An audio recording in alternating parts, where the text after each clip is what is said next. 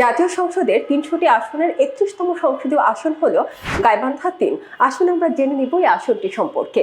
রংপুর বিভাগের অন্যতম একটি জেলা গাইবান্ধা। এই জেলার ৫টি সংসদীয় আসনের মধ্যে গাইবান্ধা ৩ আসনটি সাদুল্লাপুর ও পলাশবাড়ী উপজেলা নিয়ে গঠিত।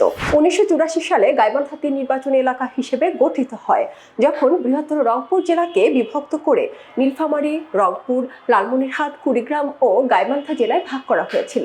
নির্বাচন কমিশনের ওয়েবসাইটের তথ্য মতে দ্বাদশ জাতীয় নির্বাচনে এই আসনে মোট ভোটার ৪,৭৪,৮৭৬, যার মধ্যে পুরুষ ভোটার ২,৩২,৮৩৯, নারী ভোটার 2,42,030, তৃতীয় লিঙ্গ ভোটার 7 এবং মোট ভোট কেন্দ্র 134।